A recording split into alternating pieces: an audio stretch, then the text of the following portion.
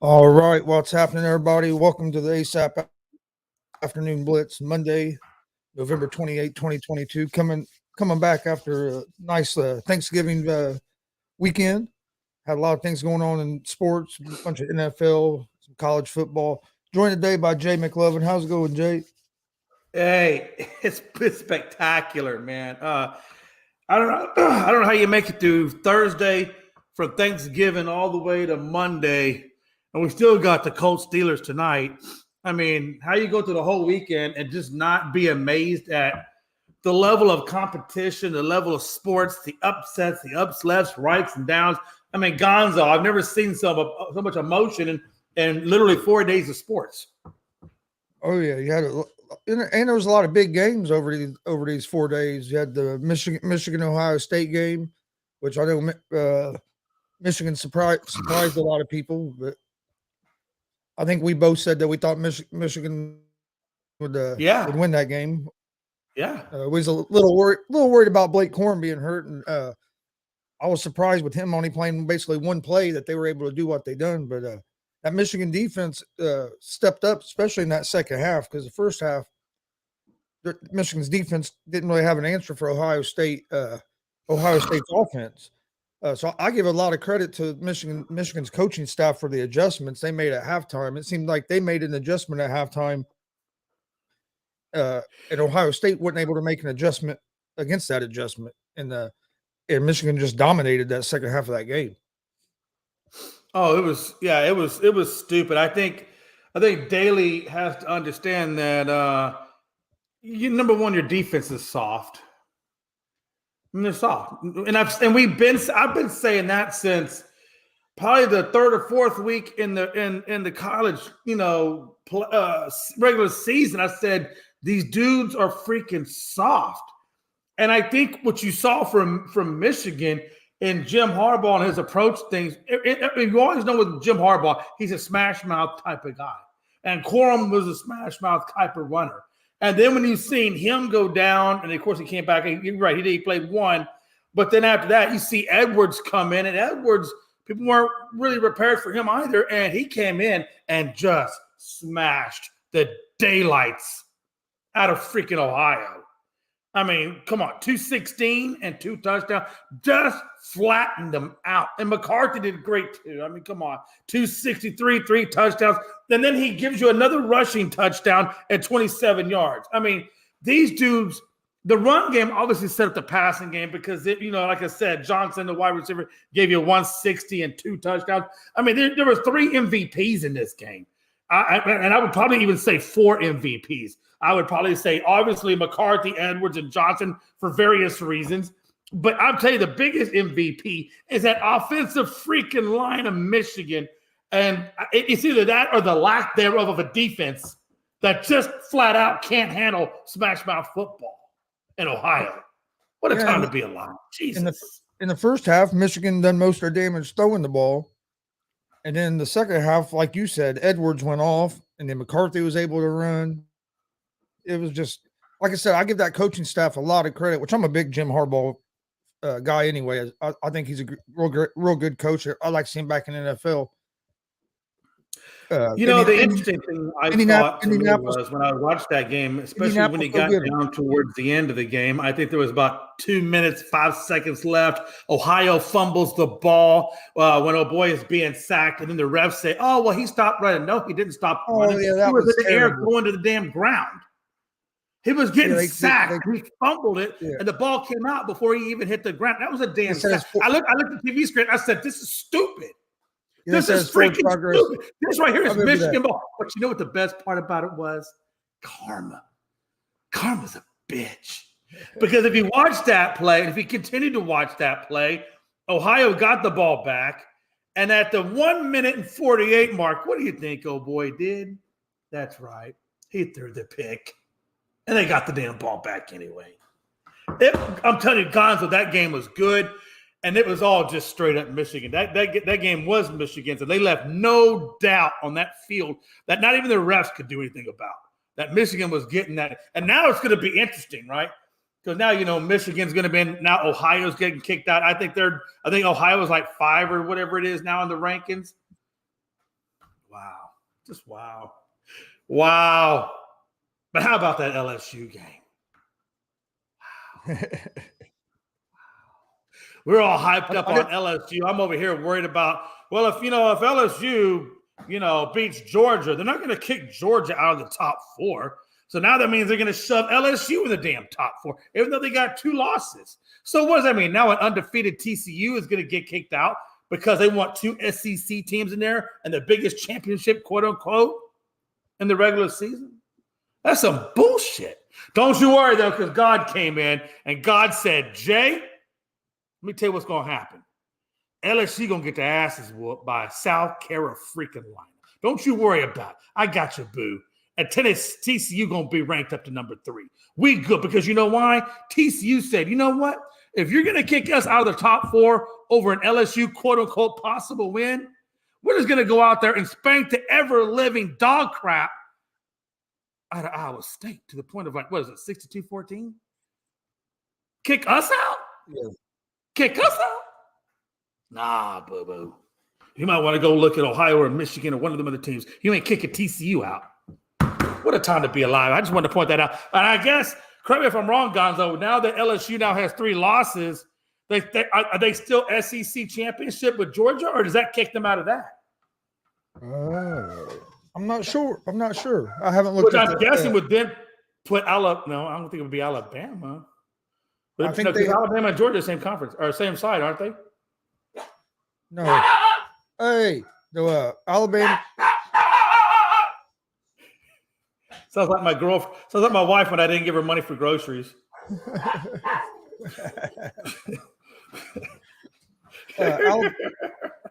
Alabama and LSU are on the same side. Okay, so in theory, now that LSU lost, I wonder if Bama slides up, goes against Georgia, and for the love of God, what if Bama then beat Georgia? Now Bama's back in the top 4. I would think it's still LSU because LSU beat Alabama. Okay, So I think they would have a tiebreaker, but I'm not. Okay, I'll have to look. That's what up. I was wondering. I'll look it up. Yeah, I'm not 100% sure, but I know they're on the same side. LSU and Alabama are. Georgia and Tennessee were on the same side. Of course, Tennessee, they got knocked out of it after losing a couple in a row. Man, what a time to be alive. Damn.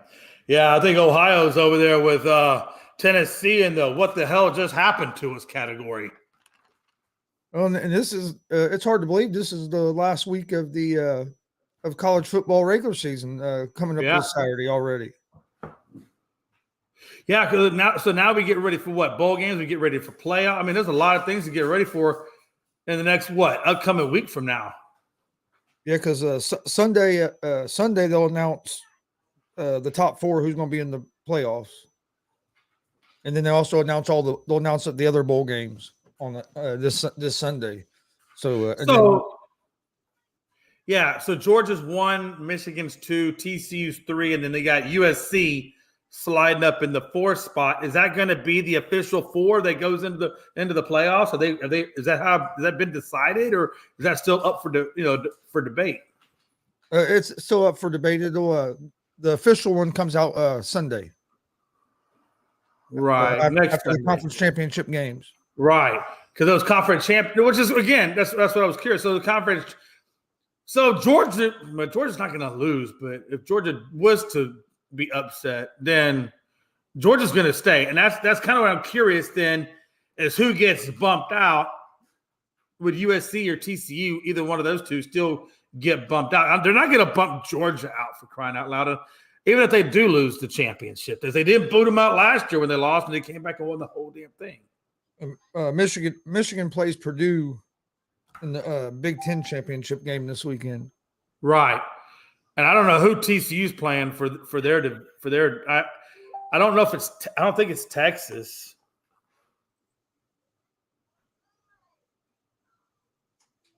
I was trying to figure out who the if they had the SEC championship game on there yet, but I couldn't find. I wouldn't find it. Well, that's what I was curious. I couldn't find any information out on it either. That's why I was curious. Maybe if you knew a website I didn't look at. Nope, because the website I'm looking at ain't giving me shit. Frankie said I might have to say goodbye. I'm guessing he's saying TCU. But who? Oh, wait, hold on. Let me see what he put in here. Oh, damn. So I see what he's saying. We're not switching subjects by any means, but he put in there, it looks like Dodgers give Verlander another great option off Cy Young and World Series season. Yankees, Mets, and incumbent Astros and others in meets today with LA. Oh, wow. Yeah. I figured that Verlander thing might heat up, but I was just waiting to see when that was going to happen.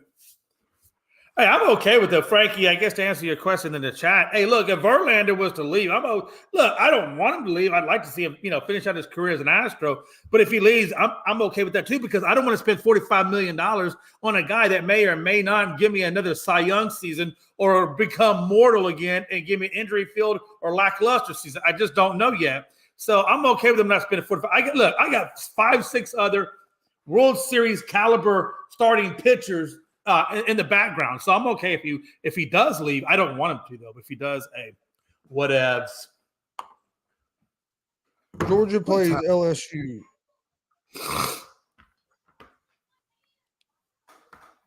You hear me? Yeah, so Georgia is playing LSU in the SEC showdown. Yep. LSU. So what happens? Okay, so what happens if Georgia, hypothetically, it's not going to happen, but I'm just running a hypothetical. If they were to lose to LSU, where would that then put LSU at that point? Because it's certainly not going to knock Georgia out. But where does that leave LSU at that point? Like, how do you not have the SEC champion not in the Final Four? That, to me, that would be crazy. Yeah, it's going to be a weird situation. Record, huh? It's gonna be a weird situation if that happens. God, I'm telling you, man. Hey, this whole season has been weird. Because truthfully, in the past, years of the top 4 teams, whatever, we've never really had, a lot of indecisiveness in terms of where they sat, right? I mean, this year, like I said, you had Ohio going down to Michigan, you had Michigan wiping up in there. You have LSU going down, Alabama going down, Tennessee going down. All these were at one point top 4 team. And, and it's just the only, stable team that's been in there is freaking Georgia. The rest have just come and gone.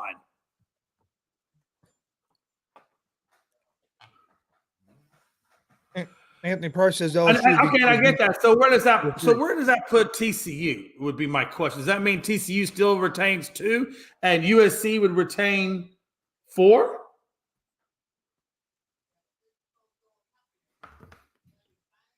Georgia would be in there somewhere. So, well, okay, that's what I meant too. So it would probably be like I'm assuming that it would be Michigan, TCU, LSU, Georgia.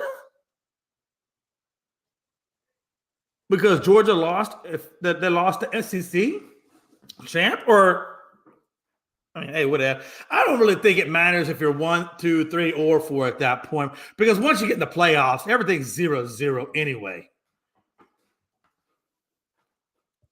And what would that do to USC? Does that knock USC out?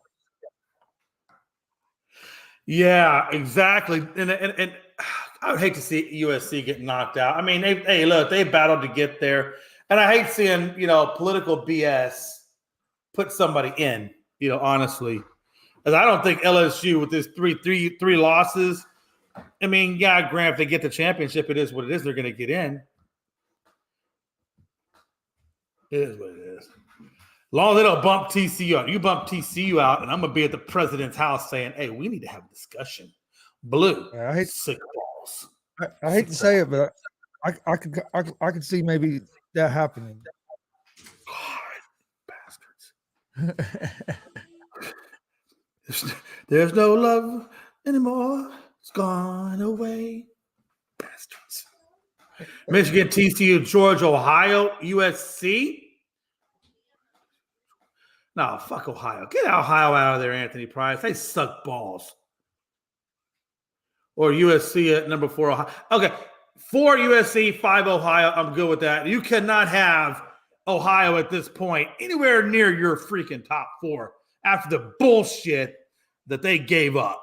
I'm sorry. I don't like one-ply toilet paper anywhere near my butt. I'm certainly not going to allow Ohio anywhere near the top 4.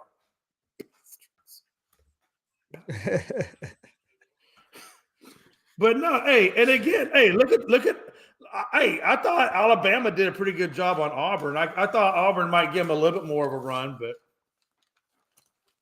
Alabama stuck with it and gave them 49, and I think Bama or Auburn gave them like 27, something like that.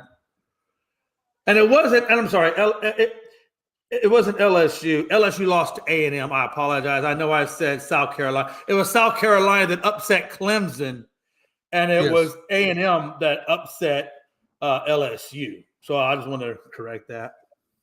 What a time to be alive. A South Carolina team got hot the last couple of weeks. Man, hey, listen, them Gamecocks, that Spencer Rattler. Hey, that Spencer Rattler, hey, he's looking pretty all right. Yeah, they did. They got hot. They got hot the last couple of weeks. I watched a little bit of that game. I watched all the Michigan Ohio State game. Then I had a dinner I had to go to, so I missed some of the other college football. Then that night I was watching the Survivor Series. Oh man, hey, we won't go down that road because there's so many good stuff. There's actually a new show I see coming out. Special Forces for Celebrities on Fox. I don't know. It's supposed to be something crazy, but it's got a lot of old football players and athletes in it, and they're supposed to go through like a special forces like boot camp to see, I guess, who can make. You know what I'm talking about, bro? I want to see them football players. I think, hey, Dwight Howard, I think is in there. Come on, Dwight. You think he could be special forces? You're just like 7'6" guy. You're gonna fucking fall on your face. You're too tall for that crap. You know that. But no, hey, no, there's a lot of good stuff, man. You know, Clemson, I thought that ukulele, man, I'm not a big fan. What do you think about it? I don't like him. I just don't. He didn't do a damn thing for Clemson. He gave you 99 yards, a touch and a pick, 8 of 29. And then he did rush for 51 and a touch. But I got to be honest with you. I think Clemson, that's what's hurting Clemson. They just don't have a quarterback anymore. And I think they thought Ukulele would be the guy, but he's not the guy. And I think that LSU needs to start looking at the transfer portal or possibly bringing somebody else in to right that ship over there with Clemson. Yeah, he's been too inconsistent. And I thought a couple of years ago when he came in, when Lawrence got hurt and he came in and played against Notre Dame, he played real good. I was like, okay, they got a good quarterback behind Lawrence, but he just hasn't been consistent enough to be a game where he looks pretty good, and the next game he can't. His accuracy just be all over the place. So absolutely. Clemson definitely just couldn't play consistent enough football to be up there at the stay up there at the top.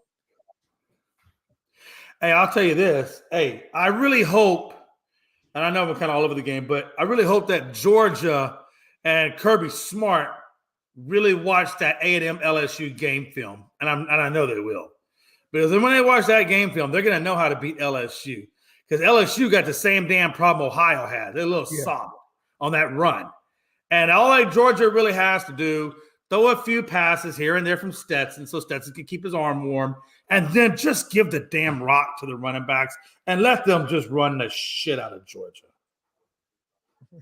Or excuse me, I've said that the wrong direction. Let Georgia run the shit out of LSU, man. What am I going to? Today is Monday, right? Yeah.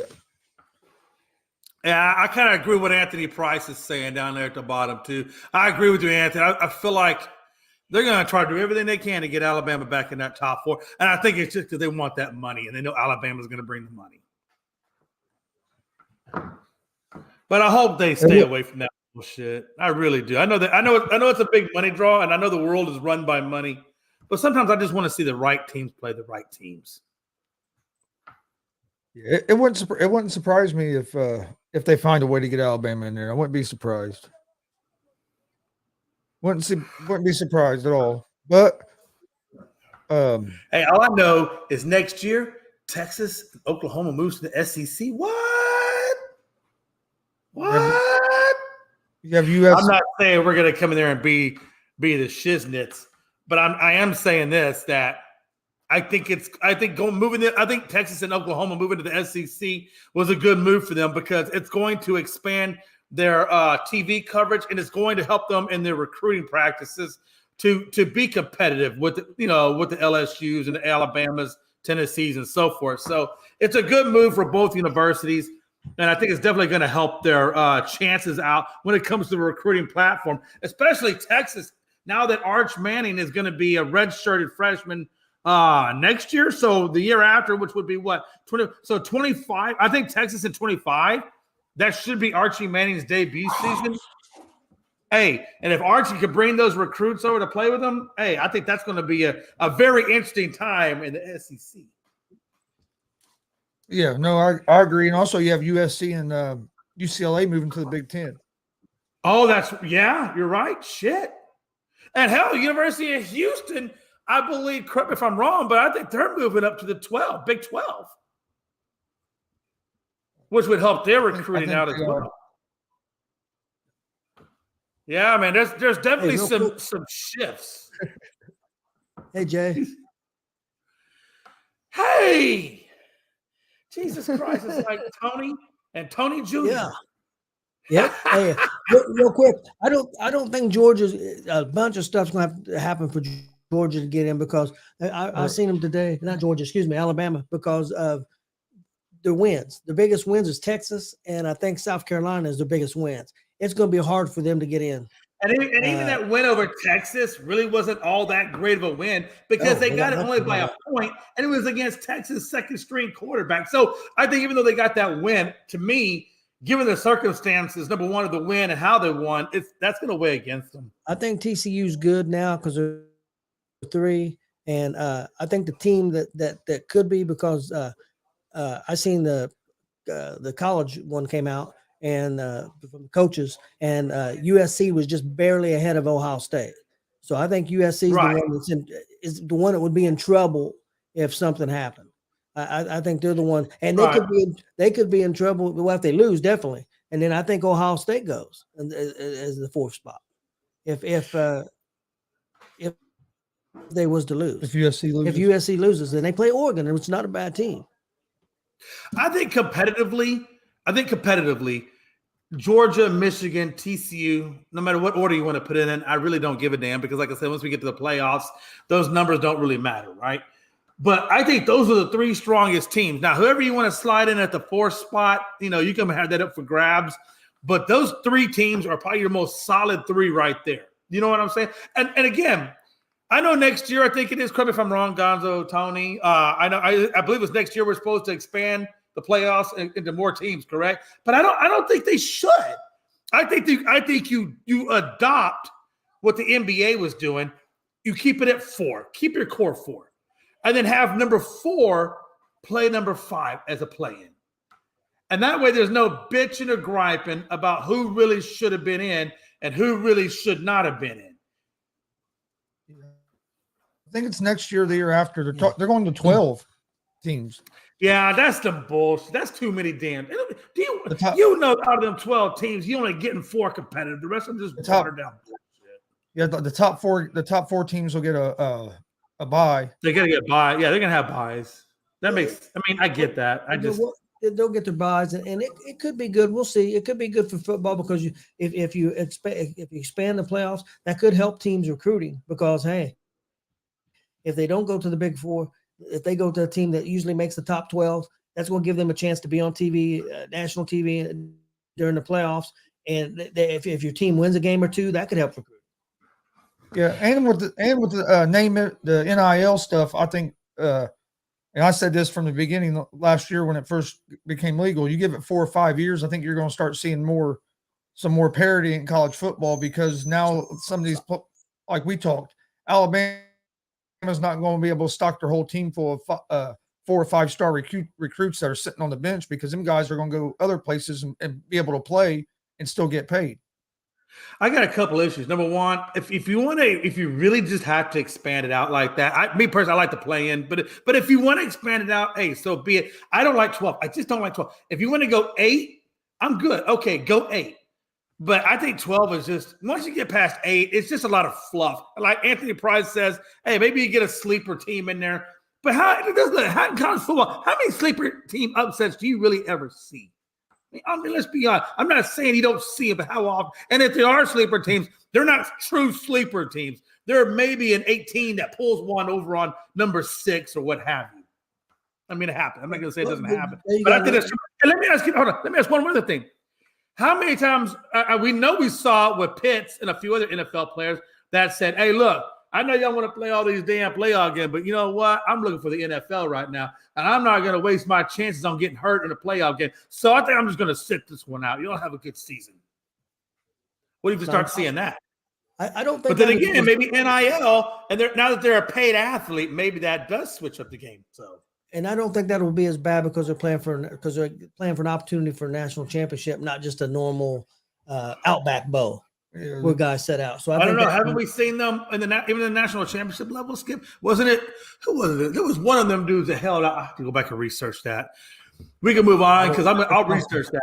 I'm pretty sure somebody set that out, but I don't know. Tony, let me ask you a question, man. Yeah, okay, playing for national championships is great, but what if you're the number 1 recruit getting ready to go to the NFL? Are you really going to risk? Would you want to risk it? Because what if you get turned sideways? I don't know, man. I want the money more than I want the national championship, even though it is nice to have accolades. That's true. I mean, I see your point. Definitely. I'm not gonna lie to you, Tony. Hey, if I had a son. If I had Archie Manning or whoever you want to put as a top guy, if I had the number 1 recruit that I knew was going to be number 1 or even top 5 going in the draft, I'm going to tell my son, hey, look, bro, I know you want this, but let's just take a chill pill, sit this one out, and just go into the draft and write it out and get that quan because you need the quan and the education. I don't know, man. I just feel like if my value is so high, and the contract is so high. Well, I don't know if I'm going to risk it for a national team. That's just what I would tell my son. I'd be like, look, bro, maybe you want to set this one out. Yeah. You guys talked about it, but I missed it real quick. Do you guys really think if LSU upsets Georgia, LSU gets in? Just because they got the conference championship, even with 3 losses? I hate to say it, but yes, just because I don't think they do. Just because it's the SEC and they're all about that. That's the best conference. If wins and losses count, I don't think they should get in with 3 losses. And a couple of their losses are not great losses. Yeah. No, I don't think I'm agree with you. I don't think they should get in. If you lose to Alabama and Georgia during the season, that's one thing. And you come back and beat one of them, that's one thing. But with the losses they have, I don't think they deserve to be in. I'm not saying they won't get in, but I don't think they should. What their best win is Alabama? Yeah, it's a great win, but and if you beat Georgia, you have 2 great wins, but they got 3 losses. It's not very good. Yeah, no, I agree. I don't think they should, but just being the SEC, I wouldn't be surprised if they got in. Looks like the Astros. Hey, I'm just giving you some breaking news. Looks like the Astros are finalizing a deal for first baseman Jose Abreu. Hey, and again. You think that means Verlander's gone?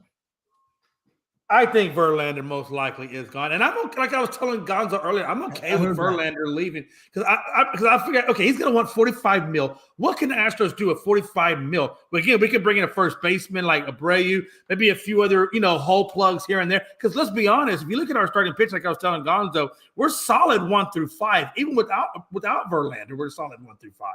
So really, at this point, I'm okay with allocating salary for a guy that's 39. Going into his 40th, year next year, take that money and let's start, gap filling some other spots, improve our defense, our hitting, whatever, So we'll see what happens. I don't want to see Verlander go, but sometimes the other thing is when's Verlander going to hit the wall? He could hit the wall. I mean, he's not young. Exactly, and that's my point because he's going to want 3 years maximum. He's probably going to want 3 years, or I should say minimum. He's probably going to want 3 years at $45 million. I could see paying him 1 year a bunch of money, but I don't know about 3. I think when you get to Verlander's age and you're 39 and you just had Tommy John Yeah, I think you're looking at 1-year deals, and I think you don't give them more than 1 year because I think you're screwing yourself if you're not careful like that. Maybe 1 year with an option, but not. I don't think 3. Yeah, you probably give them. Maybe you give them 2 years with the second year being, an optional year. Yeah. But yeah, man. Hey, I tell you, Tony and Gonzo. Hey, next week. I mean, from here on out, man. Hey, every weekend is just going to be phenomenal, man. With bowl games, college playoffs, NFL, and then you got this European football that we're watching right now that they call football and we call soccer. And well, big game tomorrow. Big game tomorrow. They got to win tomorrow. Dude, did you see that the men's national team somehow is being caught up with whatever the hell's going on with Iran? I just saw this on ESPN, and I didn't get to read the full story on it. But somehow or another, the U.S. men's national team is getting tangled up with some kind of controversy with Iran. No, I hadn't seen that yet. Yeah, it was interesting. Now, of course, the U.S. came out and said, no, hey, look, whatever it is. I thought they were denying it, but I didn't get the full story. I didn't know if you guys saw it or were catching that or not. Yeah, speaking of soccer, they have to win tomorrow, or they don't make the knockout rounds. Don't make it all pool play if they don't beat Iran tomorrow. Wow, that's crazy.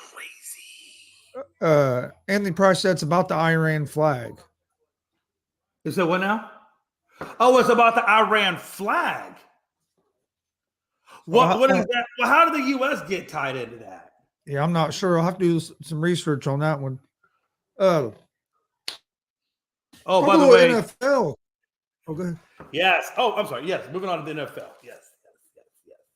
My favorite subject. I thought you had something. I was, but no, it can wait. It can wait. Now, it's huge, but it can wait. You sure? You can go ahead.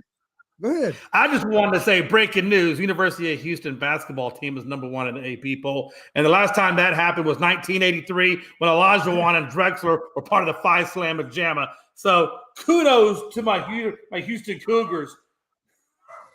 I figured bring the hardware home, man.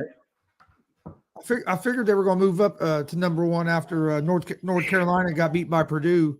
Yeah, I thought so too. But okay. North Carolina got beat. Duke got beat by Purdue. Then Purdue beat Gonzaga as well. So Purdue, I would say, is probably going to move up there pretty high. I didn't want to. I was trying not to jinx U of H. That's why I didn't want to. I was like, you know what? Let's just see what happened. And when I seen it pop up on my newsfeed, I was like, yes. Well, I think Indiana, the Indiana Hoosiers are going to be up there pretty high too. We're close to the top 10, and we're looking pretty good. Hey, what a time to be alive, huh? Jeez. Hey, about time. IU hasn't been. We haven't been much since. I haven't had a whole lot of success since Bob Knight was there. Put it that way. I know a lot of people don't like Bob Knight. I was a big Bob Knight fan growing up, so. Hey, real quick, just kind of go back as a touch-up. Iran won't use off-field controversy as motivation. U.S. men's national team clash, says Carlos Queiroz. Says players emphasize with Iranian people after social post controversy. So I guess it must have been a post by somebody that put a whole lot of stuff into controversy. That's interesting, man. Damn, that's crazy. I didn't get to. I was trying to see if I could find that post, but anyway. So apparently it's over a post, but there's supposed to not be any clash when the U.S. faces Iran. So I guess we'll wait and see what happens. I just know that. Like you said, I know you were talking about NFL. I just know this real quick. The United States soccer team has played 2 games in the World Cup, and we've tied both damn games. So we got to get a win. Hey, for the men's national team, hey, that's almost like a damn win. Well, especially tying England. England's a good team, but we shouldn't have tied the first game. We should have won that first game. We had to lead the whole game and lost it there at the last couple minutes. Let's see. Yeah. Oh, yeah. Purdue's #5. and IU's number 10 in the new college basketball rankings. So we got some teams up there. Hey, buddy, how you doing? Little nephew came to the door. Look, but say, man, hey, Gonzo got all the visitors today. Damn it, I ain't got none except maybe the mailman. He's forced to come here, but anyway. What do you think about this Zach Wilson, man? Hey, I saw a couple of comments. They were kind of messed up, but I saw a couple of comments that said Zach Wilson will be a great DoorDash driver next season.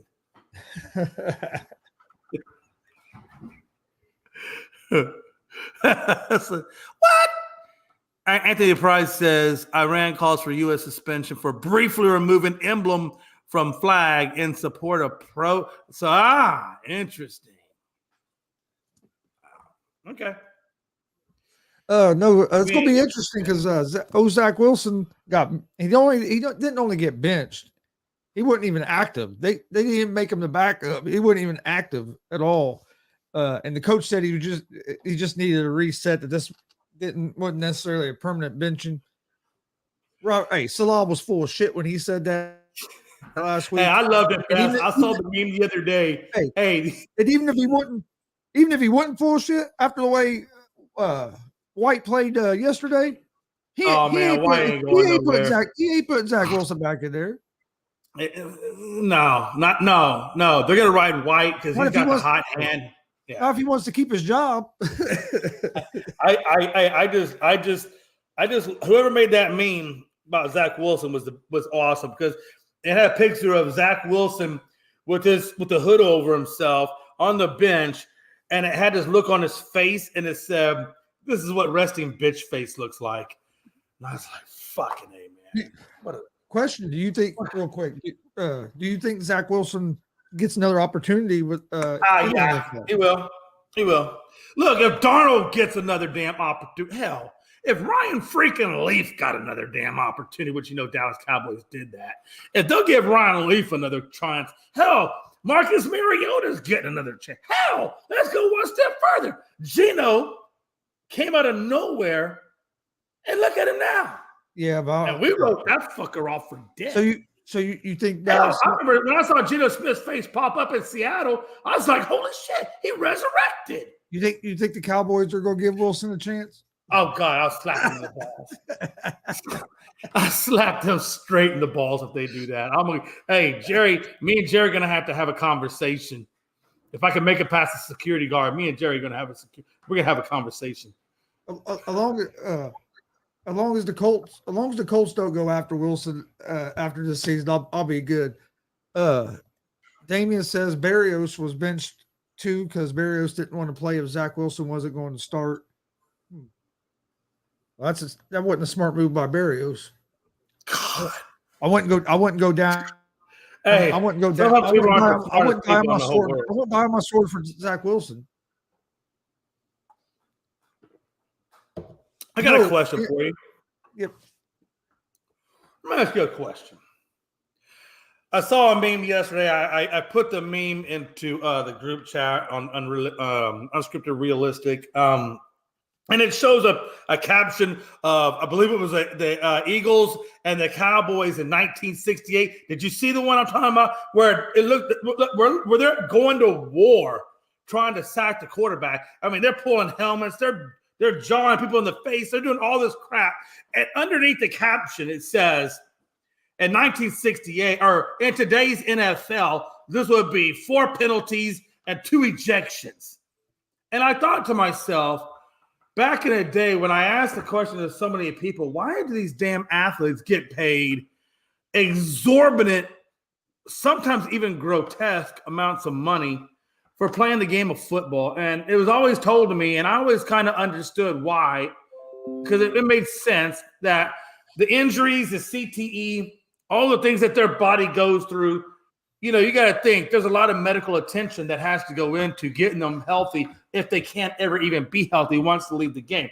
So I thought to myself, okay, so the exorbitant amount of money is going to a quality of life metric. And I'm good with that. Okay, that makes a lot of sense. I can jump on board with that.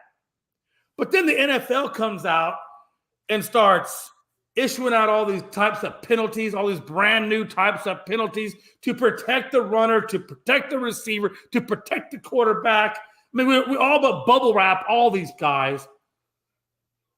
And for some damn reason, nobody can justify, well, why do you get paid this money now? Because initially your justification was they get paid for what they get paid for, what their body goes through. But now you done took away all the violence.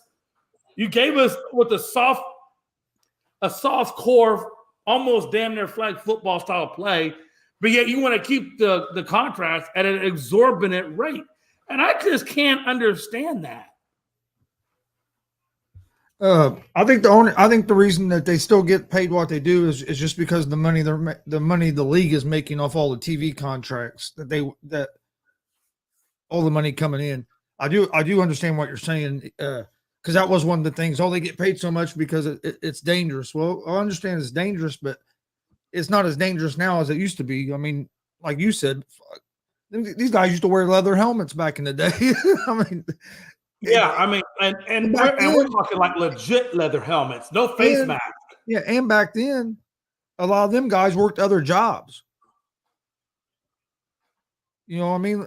Oh no, absolutely, then, absolutely. I just feel like when and I guess Gonzo, I'm one of those kind of guys.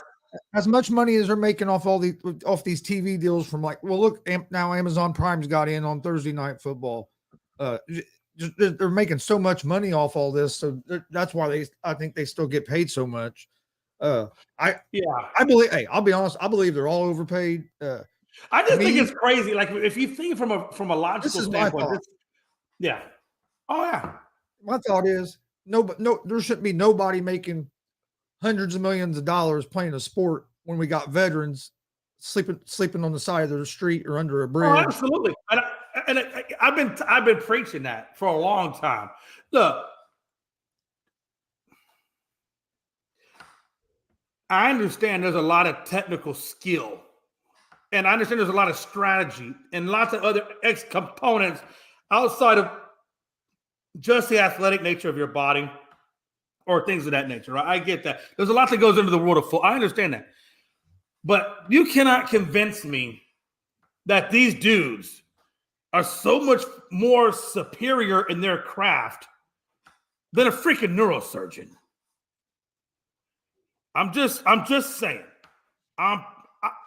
Could you imagine the amount of schooling, understudying? Hell, if you started right out of high school, by the time you were qualified to be a neurosurgeon, you'd damn near be 30, 31 years old. That's just all the schooling and residency and experience to even get to the level of being a neurosurgeon. But yet they make $500,000 a year. The lowest paid rookie in the NFL gets paid equivalency or a little bit more than a damn neurosurgeon. There's a lot of things I have a hard time wrapping my brain around. But the biggest one I have wrapping my brain around, which is why I hate the way our government works, our political society works, our economic society works, because I feel we are so out of touch with reality and what people get paid that it's stupid, almost grotesque. Because I will tell you from experience, my wife, who's a first grade teacher, gets paid about $42,000 a year. That's before taxes. Now, it's not a bad living, but when you factor in the hours she works, because she's salary, and then the amount of hours she works that are beyond the hours that the salary covers, she works Saturdays, Gonzo. And she don't even get paid for working Saturday. She has to go in there to get ready. Watch this, Gonzo. I go and I help my wife to get ready for the upcoming class period so that she doesn't have to stay there as long.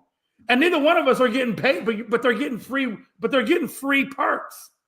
My point is this: we're paying our teachers bare freaking minimum, but they're giving you exponentially 30 to 40% of production that they're not getting paid for.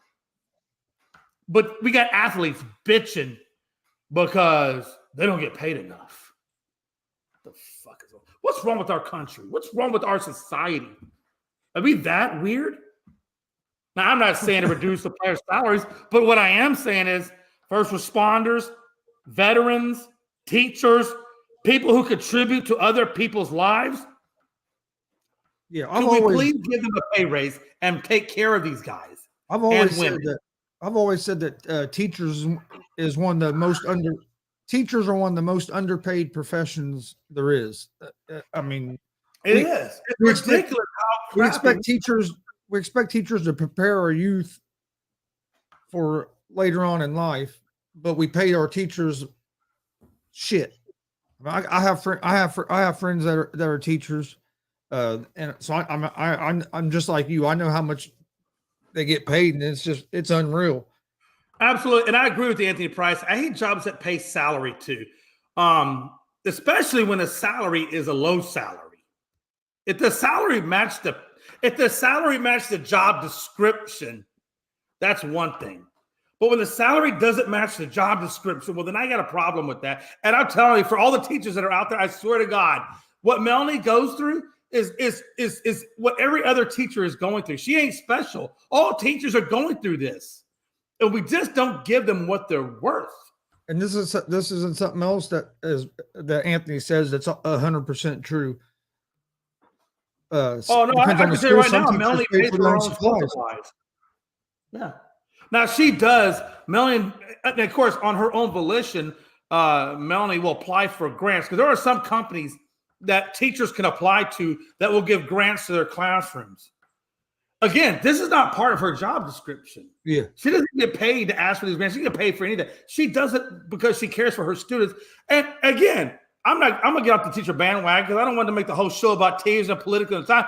I'm just saying, as a society, and I guess I'm really talking to politicians and school independent directors, school ISD directors, whatever. Hey, we need to up this pay.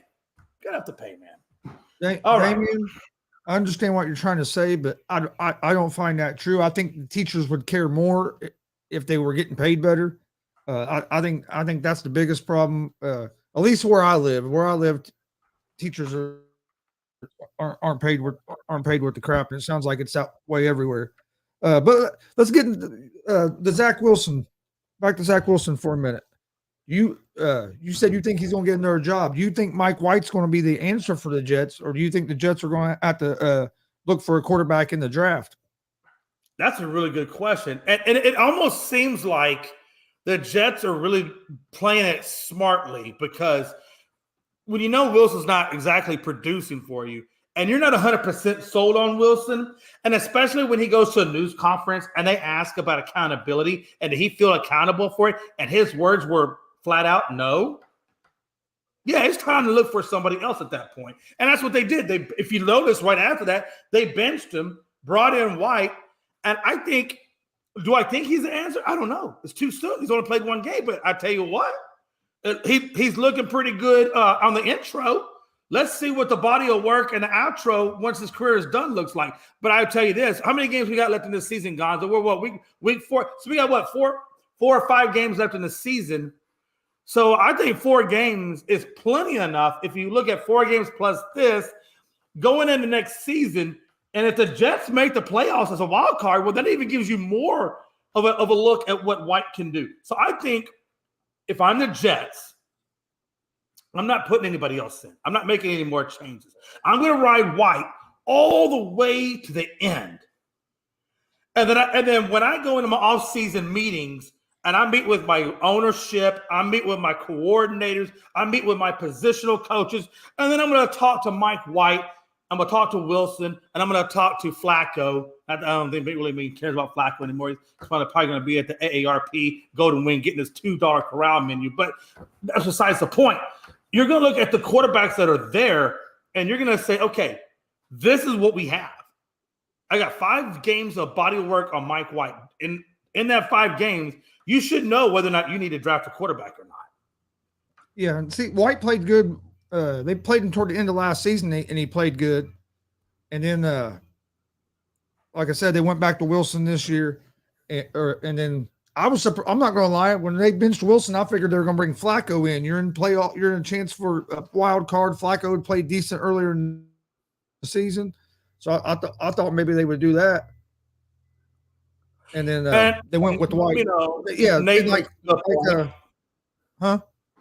No, I was saying Nate makes a Yeah. good point about That's why I White said as well. he played good last year for them when they did play. Anthony Price was a good point too. That he's kind of like Taylor Heineken. I love that he called him Heineken. I love that. The I've team been plays saying that better. for years. But Gonzo, I just think with a guy like White, I think you plan the rest of the season.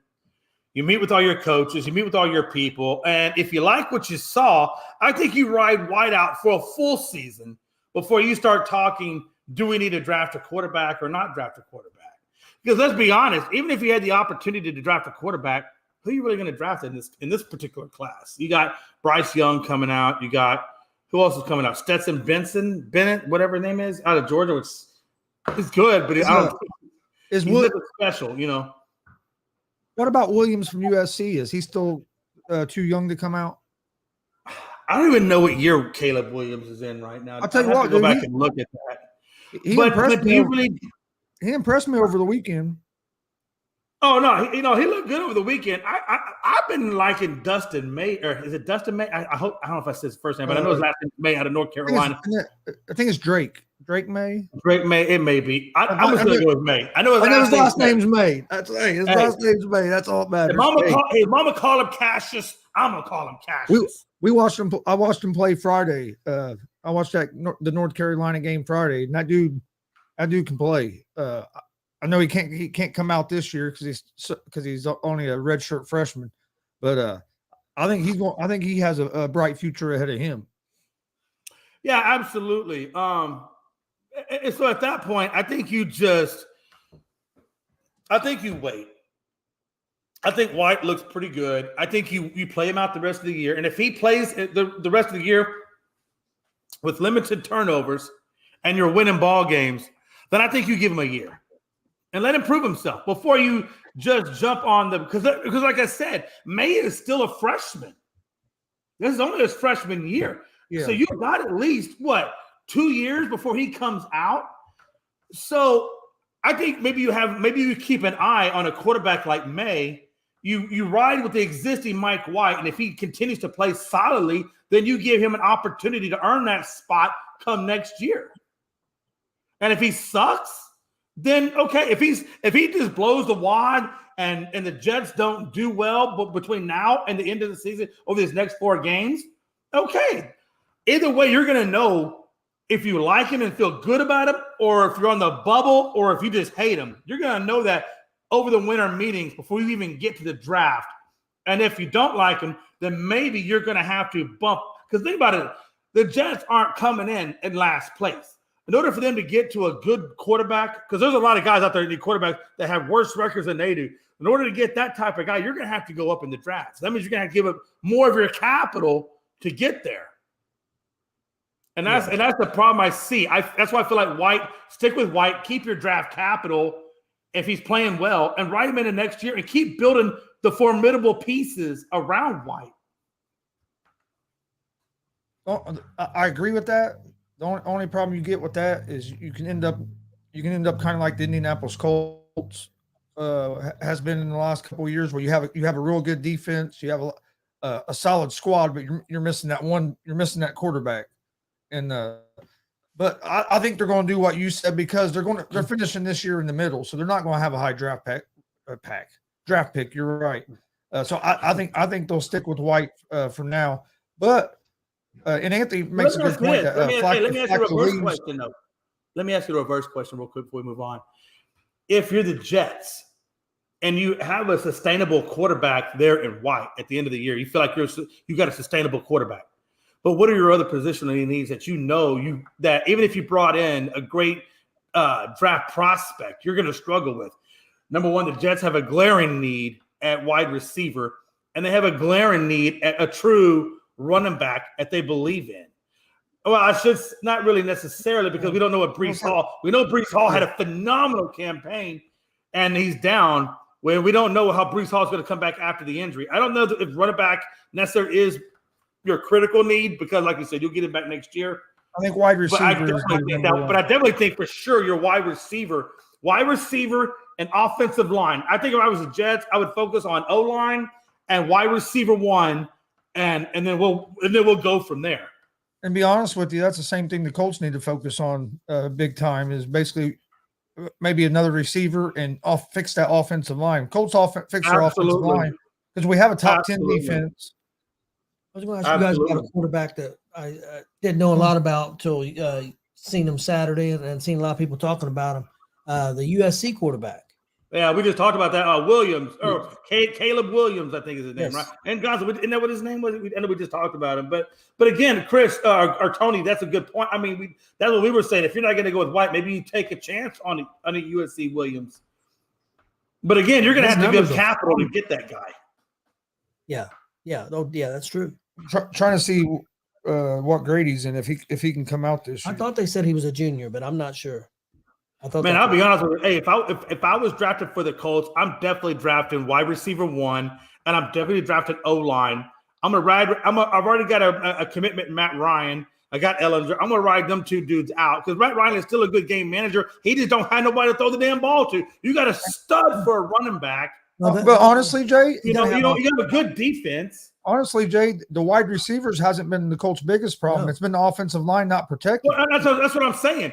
So I think you look at if I'm in the Colts and I'm drafting O-line first and maybe a wide receiver 1 if there's one I think is available or a project wide receiver. Hell, he don't have to be great. He could be like Watson, just be a speed demon, and all I got to do is work on your damn hands a little bit. And now I got a guy that's burning. Like, for example, you go up against Kansas City, you got a guy like Watson you're throwing the ball to. He's burning the damn secondary of KC. And now all of a sudden you got a stud running back. You got a Speedy Gonzalez wide receiver. I think you beat Kansas City 9 times out of 10. One thing, the Colts should have money. Do they? Let me ask you guys: should they go out and try to get a free agent offensive lineman or a free agent wide receiver? I think you look at the draft first, and then if you can't address your need in the draft, then you go to free agency. Unless just a stud offensive lineman pokes his head out and looks at you. I think you look at that. I think you look at the draft first, and then you work from there. Because you can still draft offensive linemen because usually they don't make that coming in. They don't make that huge money. So you could draft offensive line in the first pick. But my thing is maybe if there's an offensive lineman out there because if you think you're not that far away, forget about what the record is this year. If you really think you're not that far away from being a Super Bowl team, do you just go on rookies? Or do you go out and try to get that guy to really fill a hole to try to get you there next year? I think it depends on what pick you end up with and then who's available. Because, I mean, look, we went after – a lot of people criticized the Colts for getting Quentin Nelson with the 5th or 6th pick in the draft, picking an offensive lineman that high. He was worth picking an offensive lineman that high. Yeah. I don't think we're going to have that high of a pick, right now, I think it's very much in alignment with you, Gonzo. I think it depends on where your team is as to whether or not you bring a free agent in or if you draft. Because unless you're just right there at the cusp, and this is the only missing piece you need to get over the cusp, I think you built through the draft. And I think will it take you a little longer? Possibly. But by building through the draft, number 1, you're saving your money. Number 2, you're building cohesiveness with those players because they're going to be playing together for a while. I just think you internally build that team. And then when you get to a level where maybe you need a wide receiver 1, maybe that wide receiver 1 is the only thing holding you back, then maybe you look to make a trade for a future draft prospect, and you try to bring in that wide receiver 1 that gets you over the hump. Caleb Williams is only a sophomore, so he still has. He's got one more year. I think he'd be a junior. Am I correct? You have to, so you can come out right before your senior year. Which is really weird in football. I mean, basketball, I don't even think you got to even go to college. Baseball, you go straight to the minors. Basketball, you have to go 1 year, but they're getting ready to change that to where you don't have to go to college no more. Well, because ever since Kobe and Garnett and all those guys came straight in, I figured that was kind of the norm, or not the norm, but I figured there wasn't really a rule in effect that you had to go to college. Because even LeBron James didn't go to college. LeBron James came straight out of high school. And then after that, they changed it back to where you had to go to at least 1 year of college. And then now they're getting ready to change it back where you don't have to. Caleb Williams was actually with Oklahoma last year. He went with Lincoln Riley to USC. Let me ask you a question on that though. Before we talk more NFL, if you're in high school and you graduate as a senior, can you go straight into the G League, or do you still have to go to college and then to the G League? I'm not I sure should on say that. college and then the draft.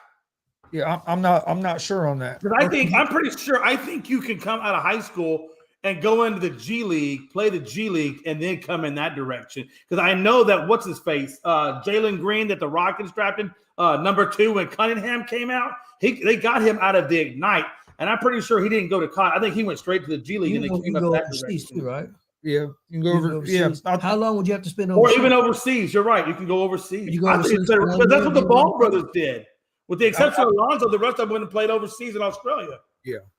I bet you it was probably like that. Now they're getting ready to change it over. You don't have to do none of that. You can go straight out of high school, or you can go to the G League, or you can do whatever. Right now, real quick, if the Colts, I think if it ended right now, I'd read that the Colts would be the 14th pick. If the season ended right now, they would be projected like the 14th pick, 14th or 15th pick in the draft. That wouldn't be too bad. You could get you a good wide receiver or a good offensive lineman at 14. Probably not the quarterback though. Again, I think if I'm the Colts, Oh no, I think Hooker. I agree with what Hooker could drop to 14th. Yeah, somebody put that in here a minute ago. Yeah, Hooker could drop to 14th under his circumstances. well, hell, just not well, yeah, especially since he came out with that ACL, or teams could say, you know what, yeah, he's got a torn ACL, but his upside is just so great. We're gonna take his ass number 1 anyway. We'll sit him behind whoever, and That's what I'm saying. I wouldn't. wouldn't be mad if the Colts took him at like 14 or 15 and set him behind Matt Ryan for a season. Yeah. But do you let go of Ellinger if you bring him in? Do you let go? I think I let go of Ellinger. I think I trade. Matter of fact, I think I try to trade Ellinger first, and if I can't find any suitors, then I just outright release him. And Jay, I don't want you to think I'm being a jerk, but do you think that because I'm really not trying to be. Do you think Cooper Rush could be a target for somebody to try to get and be a starting quarterback somewhere? Okay, that sounds like a very hard, complicated question since I have one of my really closest and dearest friends on the show, and you're kind of like his dad. I don't really know how to do this politically correctly. Yes, you're an asshole. No, I'm being totally serious. I'm being totally serious too. You're an asshole, but it's okay. I mean, he played pretty well when he got to play. Hey, listen, man. I've always said this, Mr. Gonzalez. I've always you got to say Mr. Gonzalez when you disrespect somebody. You got to come back with Mr. in front of it. That way you show respect. Mr. Gonzalez, I think every friendship group and or family needs a bona fide asshole in it, and that clearly is you, sir. And I love you for that. Well, I am between me and my son, but you don't know my brothers. I'm very low on the list with my brothers, and he can vouch for that. That's okay. My wife vouches that I'm the asshole in my family. But I'm the youngest brother, so I got to learn from all the other ones, and my dad also. But and it's great when you're the youngest because you get to learn every damn thing to do and not do. I was the oldest, and I got in every imaginable trouble, although warranted. And my sister just had the game plan on how to be the perfect angel and get everything. All she had to do is do everything the opposite of I did, and she did. And you know what? My sister is a perfect little asshole, and I love her. Jay, it don't make any difference. Even the youngest, I still made all the mistakes. I was a moron. Man, my sister was smart, man. Look, she was smart. I gave her that. And I told her this day, I said, you know what? You owe me about $2,000. She said, what are you talking about? I said, listen, those instructional videos that I gave you on what to do and not do, that shit don't come cheap. But no, hey, back to what we're talking about. Let's talk. Hey, if we can we just talk about you ain't gonna answer my question? Oh, I'm sorry. What was the question? I'm sorry. Now, Cooper, do you think teams could look at Cooper and try to get him? Cooper Rush. Yeah, why would you not? Because Cooper Rush, unless I'm mistaken, Cooper Rush has only lost one game as a Cowboy. And I'm not saying Dallas is going to let but him. But I will tell you that. I'll tell you this, though. The game that he lost for the Cowboys, he really was responsible for the Cowboys' loss to that because he did turn the ball over twice in enemy territory and twice they capitalized. And that really hurt the Cowboys extensively. Yeah. So, but I will say this. Sometimes if you look beyond that, you say, okay, well, you know what? Cooper Rush really has not played a whole hell of a lot of games. So you can't hold two turnovers against him. I think you bring him in. I think Cooper deserves a chance. I think Cooper Rush deserves a chance to be a starter. I think nobody needs to give a chance because I think with game experience and him actually being solidified as a number one and having that confidence as a number one, that can change a man. That can turn a man into something. And I think Cooper, if anybody deserves a chance like that, Cooper, and I do hope. Look, I love my Cowboys, but I admire people like Cooper that don't let things go against them. Because if you don't remember, Cooper Rush was let go by the Cowboys. Yeah. What team? And then they brought his ass back, saying, "Hey, can you come?" Look, this man has taken a lot of shit in the NFL to be where he's at. And I think he deserves the opportunity. I think he's earned the opportunity to be a starter somewhere. But whoever brings him in as a starter, they do have to give a little bit of patience with him because, again, he only has a handful of games under his belt as a starter. So you're going to have a little bit of patience. But if you have a really good developmental system, if you have a really good quarterback coach that can teach Cooper and show Cooper the ropes a little bit more than what he already has, he can probably give you the world. I really believe that. What team do you think would be a good fit? I think I'd have to look at Carolina a little closer because I know they brought in right now they're riding the interim coach. So I don't want to say Carolina off the bat until I see who they hire as their head coach. But clearly Carolina is going to need a damn quarterback at some point because Darnold, Baker Mayfield, and the other dude they got over there, PJ Walker, and Walker was great in the USFL. I don't want to take that away from Walker, but those aren't the guys. So now they got to figure out who is the guy. Well, how do you figure out who's the guy until you know who your head coach is first? So I don't want to put Carolina in there, but I would put them on the short list or the long list of places he could go. I think, unless you just want to stay with Garoppolo forever as a gap field quarterback, unless you just truly believe in Trey Nance, and I don't know that I truly believe in Trey Nance, I'd probably put the 49ers on the long list, not the short list, but I put them at the long list. And I think you look at a team like possibly the Jets, if Mike White turns out not to be the guy, then take a chance on Cooper because you get him at a really cheap value. You bring him in for a look-see, and then you see what he can do with your offense. So I definitely put the Jets. I put the Jets on my short list. I know this quarterback's had a good year this year, but he's not a spring chicken. What about maybe a place like Seattle? No. Only because Geno has earned his weight. No, I'm not saying he hasn't, but I just if he goes to Seattle, he would have to understand that he's going to be the backup. If anything, I would say, possibly the Falcons, because I don't know the Falcons truly believe in Mariota. The Texans, because they've already benched Davis Mills for Kyler Allen or whatever his first name is, Kyle Allen. So yeah, I think the Texans are in there. I on the list. I think the Falcons are on there on the list for sure, no doubt about it, man. The reason I thought of Seattle because, and not necessarily Atlanta or them other teams. The reason I thought of Seattle because of the coach at Seattle. I thought. Again, the coaching staff, everything that's in Seattle. If Seattle didn't have Geno, or if Geno just sucked ass, then I would say absolutely that would be a great place because he'd have great wideouts. He would have a great running back, a great offensive line. Yeah, would that be a perfect place for him to go? Absolutely. Again, don't forget what's the other team out there? You gotta look at Tampa because after this year, most likely, and unless Brady's just brain dead, he most likely will retire this year. Now Tampa's going to be looking for a quarterback, and I think Mike Evans, Godwin, Julio Jones, you got Fournette. You got a pretty good quarterback developmental guy, and Byron freaking Leftwich. I think he would fit nicely with Tampa. You think Detroit's sold on Goff? Maybe sold a little bit more on Goff than they are bringing in Cooper. I think Goff's contract might be up though. Do you want to spend a bunch of money though? True. I ask you, can Detroit though develop Cooper? A guy like I think Tampa is probably my best spot for him. I think having Byron Leftwich there as offensive coordinator, unless he gets bumped up to a head coach, which I think he absolutely should. But if Byron Leftwich stays there as the offensive coordinator, I think Cooper Rush could really benefit off a guy like Byron, and I think he could do well in that system. After week 12 finishes up tonight with the Colts going to Colts hopefully beating Pittsburgh. Hopefully. What teams do you have as your favorite to come out of the NFC and the AFC?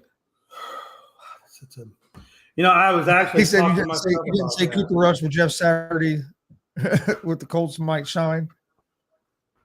And I mean, You know what? I actually I put it in the group chat who I thought was going to come out. Let me go in my group chat just so I can remember the ones I picked. Yeah, okay. So Damien I says think there's golf good has 2 more possibilities years. there. I think the most likely possibilities to come out of the NFC would be Eagles, Cowboys, Vikings, and I put the Seahawks in there. On the AOC side, it gets a little bit more murky. Definitely the Chiefs. We know the Chiefs are going to be there for sure. Miami for sure. And then on the bubble, and I did not look at the standings when I put them on the bubble, but on the bubble I had the Browns because Deshaun Watson I think is back this week against the Texans. So I definitely think they get the win there, and I think that's a tune-up game for him coming off all that rust to get ready for the game afterwards. And I still think there's time that Cleveland in that division can take it over. So I would put Cleveland as a soft on the bubble possibility to come out of the AFC. I don't think the Titans obviously will come out of there because I don't think the Colts have enough time to capture them. So the Titans will come out. But those are the kind of the teams I'm looking at. Who do I think will be in the Super Bowl? My prediction for the Super Bowl is For me, I think it's going to be Miami and Kansas City in the AFC showdown, and I think Miami stuns them because, again, I don't believe in the Chiefs secondary, and I think Tyreek Hill knows the Chiefs explicitly, and he can burn that secondary. And I think Waddle is going to be phenomenal. Gesicki is going to be phenomenal. As long as Tua stays healthy, he can game manage this game, and they have a good defense. So I'm going to put Miami for those reasons into the Super Bowl, which, by the way, I was saying that in the preseason. Anybody know Jay McClellan? Jay McClellan been telling everybody, if Tua stays healthy, this is a team to look out for. And they're proving me right, Frankie. They're proving me right. Suck on them. The team I picked originally, I went with Buffalo. I'm gonna stick with them. I don't know if they're gonna make it, but that's who I picked at the beginning of the season was Buffalo. I like Buffalo, Tony. I like Buffalo. As a matter of fact, I actually put an expletive note there. The only reason I don't put Buffalo in there is because of their injuries. Von Miller is done. He tore his lateral meniscus. That's a game over situation. Yeah, I think they're in trouble. But that's who I picked at the beginning of the season, so I'm gonna stick with them. I understand. Gonzo did the same thing with the Phillies. Hey, Gonzo, how'd that work out for you, by the way? Oh, hold on a minute. If you don't know this is the original Astros before they became the Astros. And to commensurate, Gonzo, how did that work out for you? Hey, I had Dodgers. Gonzo, how'd that work out for you when you stuck with your gut? How'd that work out? Gonzo, and only Gonzo. It worked out all right. I had Dodgers. I had Dodgers and Astros originally, and Dodgers winning. But then when that didn't happen, I did pick Astros winning. I had Astros in 6. I have, as of right now, not to make matters worse though, but Bryce Harper is out until after the All-Star break next year for Tommy John surgery. Yeah. Man, what a time! Yeah. And I hate to say that, but what a time! In the NFC, my 2 favorite teams right now to be in the Super Bowl are the Dallas Cowboys and the San Francisco 49ers. I think they're the top 2 teams in the NFC. I agree with that. And then in the AFC, I go Bills and Chiefs. I like the Bills. I know they have a lot of injuries, but the Chiefs are just playing – they're playing the most consistent football in the AFC right now. So I would go with the Chiefs. But in the NFC, I really like the 49ers. Wait. Why? And I'm not – hey, I'm only challenging you because – the Raiders almost beat the Chiefs. Am I right? I might be wrong. I know the Raiders gave the Chiefs a pretty good run for their money. But how has Miami not been consistent? I just want you to answer. How has Miami not been consistent, man? I don't like Miami. I'm not that they ain't been consistent, but I don't trust their defense enough. Their defense worries me. And watch this. Did the Colts beat the Chiefs? Yes. And correct me if I'm wrong. I know. Hold on. I don't know a lot, Gonzo. I'm literally one step above an IEP. If you don't know what an IEP is, that's like the bottom basic level of brain function in school systems. So I'm barely at the bottom of IEP. I am literally the dishwasher in the school cafeteria. That's my level of approach. I'm telling you, listen, you guys torched the secondary of the Chiefs, and you don't even have a wide receiver one. So how the hell are they going to take it or go against their quote unquote best offensive weapon in Tyreek Hill? And how are they going to stop him or even Jalen Waddle for that matter? Jay, I agree with you, but I think it's going to be a shootout, and I worry about that because I don't think Miami's defense is going to stop Kansas City. I think the Colts have a lot better defense than what Miami does. That's just my opinion. I worry about. I'm not saying Miami won't beat Kansas City, but I think it's going to be a shootout. I think Miami. I think they need to run the football more when they play Kansas City and keep Kansas City's offense off the field. I think that's what the Colts kind of did. I can see that. I can see that. That's the only thing I worry about. Same thing with Buffalo. Don't have a running game. I worry about them against Kansas City because you're getting in a shootout with them, and you just don't know what's going to happen. When they got in that shootout, hey, let me ask you a question. When they got in that shootout, yes, Kelsey was a big part of that. But who was one of the biggest parts of that they don't have anymore? It's true. And I'll tell you what, they don't have that speed demon. You got Smith-Schuster and a guy like Scantling. I watched that. I don't even trust those last names. Smith-Schuster and Scantling. I don't even like saying those last names. Well, I agree because I'm not sold in big time situations. If they can't get the ball to Kelsey, I think Kansas City might be in trouble. I watched that game yesterday, and I know they won pretty easy, but they was trying to finish them off, and they kept trying to get the ball in the end zone to Kelsey, and they shut down Kelsey from getting the touchdowns, and they had to settle for field goals because I don't think he has. He don't have. To your point, that's why I put Miami and Kansas City in the AFC showdown because I feel like those are the two best teams coming out, and it will be nice to see those guys go at it. I really want to see Tyreek go up against his old team and put the kielbasa on him. You know what I'm saying? And get over him. That'd be great. Another thing, Jay, like you said, yeah, Tyreek Hill knows Kansas City, but that Kansas City coaching staff also knows Tyreek Hill as well. Hey, watch this. Knowing somebody and being able to stay with somebody on the track is two completely different things. Hey, watch this. I know that son of a bitch. I know him so well. Hey, I know I can keep up with him. There was teams that were against a track star. There was teams that been able to play that. There's teams that's been able to play that too deep safety and slow down Hill. Now you're gonna have to run 2 deep, maybe even 3 deep. Oh, snapperoo! And when you do that, I wonder what Waddle will do to you on the flip side of that, or what Gesicki will do on the interim side. Oh, don't forget they got pretty good running backs that can catch the ball out of the backfield too. So what I'm saying is, yes, you're right. Can they double team up on Hill? But you're going to have to forego somebody else that could torch you. But again, to your point and my point, collectively, I think those are the two guys that are going to go at it. And to your father's point of view, I think it will be a showdown. It will be a shootout, and it's going to be freaking amazing to watch. But on the flip side, I'm actually I can't believe you said the Cowboys on the NFC side because I want to say Cowboys so bad. I do. But I don't want somebody to say, "Oh, what Jay just said." He just talking. I think I'll be honest with you. I think Cowboy fan. So to in the NFC, in the NFC, I think that as of right now, I think the Cowboys and the 49ers are the two best teams. I do too. What's your viewpoint if they sign Odell? What's your viewpoint on the Cowboys? Like in terms of offense, clearly. Let me ask you real quick. Do you think what happened this weekend may affect that at all? No. Because I'm not sure what happened other than he got in a little bit of trouble. I will tell you, if it came out in the reports that he was drunk on drugs or whatever, yeah, that could have it. And again, we're going to have to wait and see if there is anything like that comes out because it just happened. So we don't know what's really going to happen. All they said right now is he appeared to be ill and that they had to pull the plane back. He wasn't combative. They didn't even arrest the guy. Yeah. They let him go. And I think he probably went to whatever facility to get medically checked out. But no, is it going to affect him? No. Does it look bad? Maybe a little bit of his reputation, maybe a little bit, but they don't care. Well, I read that he was non-responsive. He's not responsive. They don't know what's going on. So what they actually said was that he was in and out of consciousness. They said that he would come to and then he would go out. He would come to and he would go out. I think probably he had a little bit of, and he might have been a little under the weather. You know what I'm saying? He could have been, but he could have been under the weather too. It's possible. It's not. I'm just saying that Jack Daniels can put a whopping on you if you're not careful. And I'm not speaking from experience because I don't know anything about that. I know you're not speaking from experience. I'm just saying sometimes.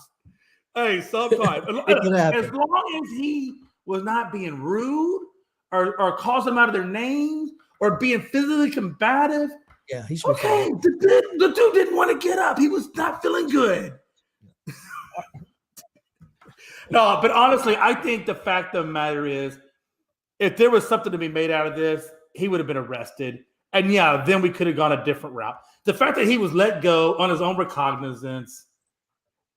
What are we talking about? They pulled a plane back. They took him off a plane. They put him in a cabin and said, okay, see you in San Diego or wherever it is you're going. That's not going to mean nothing. Hell no. And if it is, Jared, we got problems because we had all the issues the Cowboy people have had. We still retain their asses. If we retain Randy Gregory and all the cocaine suspensions he went through, we'll bring on. Look, hey, at that point, OBJ looks like Mother freaking Teresa. Bring his ass over here. Let's go. I do have a question for what do you think about the Commanders? Wow. The Commanders played a pretty good game yesterday, huh? They've won 5 straight. Yeah. Oh, no, don't get me wrong. Hey, look, every time I look at my rearview mirror, I see a good Commander behind me. Just think about what I just said for a minute. That's why I hate it. It should have been, I don't like the name. It would have been nice if we just said Red Tail. I almost said Redskins. Oh, what a time to be alive. I walked into that one. Jesus. But no, so what I think about the Commanders, I think about the Commanders about as much as I think about the Giants. I think they're a great team. I think they got some of the right. I think they're building a good squad over there. But I don't like Heineke all the way through the draft. I think he's a great quarterback, but I don't think he's the one. I don't think that even though the Giants have done an incredible turnaround under Dable's system, I don't think they're the one. I think it's going to come down out of the NFC East. It's going to be Eagles and Cowboys. But I will say this. Let me just say one thing about the Commanders and the Giants, if I can. The fact that they're playing as well as they're playing, it brings pride to the NFC East as a division because we used to be called NFC least. And the fact that people are actually asking about Giants or bringing Giants up or Commanders up, I mean, it really makes our division, look so much better when we do come out of it. Or whoever comes out. I agree with what you're saying as far as who's will win the East. Now, I think Washington or the Giants could be a very dangerous team in the playoffs if they make the playoffs as a wild card. Do you think the Vikings want to play the Redskins? I mean, excuse me, not the Redskins, the Commanders. I knew I was going to say that because I always call them the Redskins. Always call them the Redskins. The Commanders. He just didn't want to say the word Commander after I said it. He always calls the Chargers San Diego. San Diego. Always call them. Hey, look, I do the same thing too. Some things are just so ingrained that any kind of change like that really screws you up, man. It screws you up. I don't even know Heineke a way better quarterback than. Hold on a minute. I got you, boo. He's gonna put him in timeout. Okay. It's all good, man. Hey, man, it's all good. Oh, Heineke's not better than Dak, but the reason I like Heineke with the Commanders is because of the connection that he has with McLaren. Him and McLaren's got a connection, and they play well together. he blocked him for 5 minutes. Hey, I'm not gonna block him forever, but sometimes you do. After you make a comment, you need to go to timeout and reflect on what you said. Before we get out of here, I have something I want to ask you because this is something that's kind of interesting to me. Everybody talks about how Lamar Jackson is a run-first quarterback and can't throw the ball. Why doesn't Jalen Hurts get the same criticism? Because when I watched that game last night, he was looking to run. And not just last night. Most of the games I watched him play, especially last night, he looks to run first a lot. Why doesn't he get the same criticisms as Lamar Jackson? Because most likely he only has one loss. And I say that to say this. Yeah. First off, is he a run probably for years? But can he complete passes? And does he? What is his turnover ratio? Because last time I checked, Lamar throws a lot of picks. Does Jalen Hurts throw a lot of picks? I don't think so. Matter of fact, go look at the yardage. Go look at the yardage. And if you can tell me that Lamar's yardage rushing is significantly less than passing, then I'll give you a free pass on it. But sometimes, Tony and Gonzo, winning. What do they say about winning? When you're winning, nobody give a damn. I don't care how you win, just win. But when you lose, if you win, no, that's true. That's true. But when you lose, we're gonna pick you apart and figure out why you're losing. Well, that's true because nobody was giving Lamar a whole lot of shit when he won the MVP. But now that he's struggling a little bit, you hear more. Bro, about when you're look, when you're winning and you're not on the injury list, people don't care. Just keep winning. Do what you got to do to win. But when you lose or you're on the injury list or plaguing this left, right, people are going to start tearing you down a little bit. And I hate to say that. I don't like to say that, but that's just a fact of reality. The only thing people care about in the NFL is wins and losses. And I don't care about how you get there. Just get there. But when you lose, you know how it is. Tony Gonzo, when you lose, you know how it is. They're going to come out the woodwork. Yep, definitely. And Baltimore blew another game in the fourth quarter again. So I don't know what happens to that team in the fourth quarter. They just can I ask you guys a question though? Right. Geno Smith, the season he's having this year, man. You can't deny the season he's having this year, man. It's time to pay him. I just wonder how much Geno Smith will make on his next contract. Well, that's another thing. Do you think Seattle will pay him? Yeah, I do. They should. But do I think they'll pay him? Yeah, I think they'll pay because Geno works in the system and Geno is producing results. And when you're in a system and you're producing results on a team that quite honestly none of us had where they are now. Matter of fact, the majority of us, this guy specifically, had the Seahawks when they let go of Wilson fading down to the bottom, and now they're going to have to rebuild and find the next guy. And the fact that Geno came in and did what Geno did and has the Seahawks in a position that we're talking about the damn Seahawks in a positive rather than a negative or a constructive way. Come on, man. How do you not pay a guy like that? And nobody's seen what Geno's doing. Nobody's seen that coming. I think they'll pay him. I just don't know how big they'll pay him. No, he ain't. Look, he's not getting Pat Mahomes or no. He's not getting that. But I do think he gets north of $18 million a year. Yeah, I was going to throw out 20 mil. I was going to throw out 20 mil. Yeah, and then again, it depends on how many years they sign up to too. Because I think he's close to 30. Yeah, that's the other issue. I'm not sure. So I think you give him 7 years, 15, 7 years, 18. I don't know if you go 20. I think you. I don't think. You think they if he gets you deep in the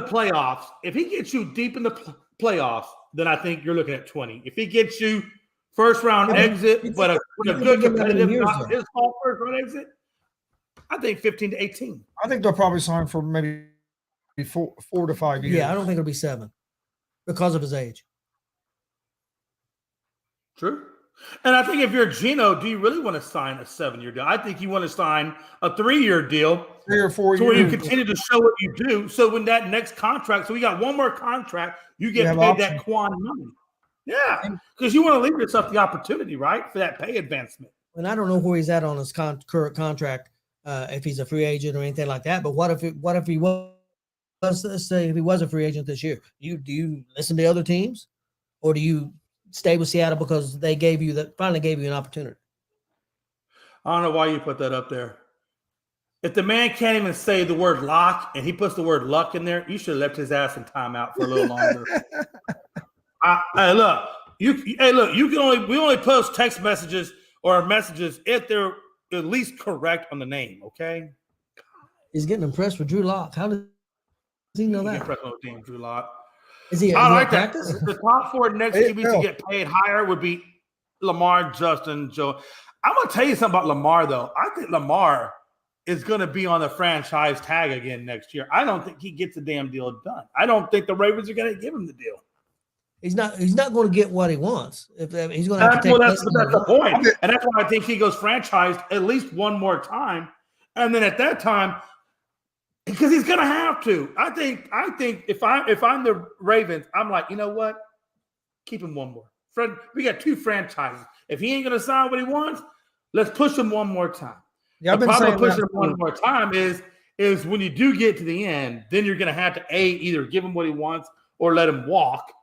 But if you're if you're Lamar, you gotta go a whole other damn season without getting hurt or missing time to get that Quan contract. I've been saying that for a while now. That I think Lamar's going to get franchised again. For one reason, I think the Ravens are going to pay Roquan Smith.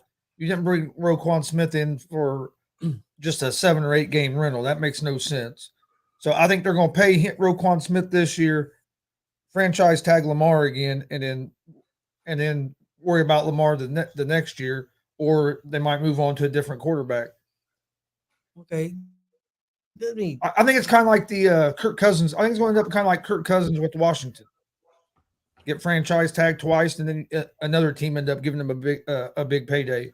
I think that's what we're looking at. That does happen to Lamar.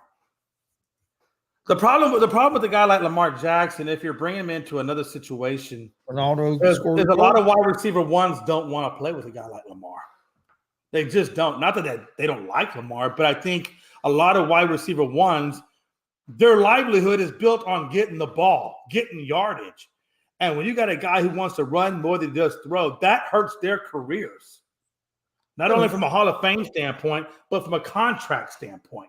And I think that's why no wide receiver one has truly signed on with the Ravens. At least, if you look at Jalen Hurts, you want to see what the difference between Jalen Hurts and Lamar Jackson is? Freaking Brown, AJ Brown from the Tennessee Titans has come over to play with a guy like Hurts. And if you did watch the last game, you saw AJ Brown had a pretty nice day. And that's, I think, is some of the differences between him and Lamar Jackson. So if you're Lamar, you got to think to yourself, okay, how many situations are out there they're going to bring me on? Number one.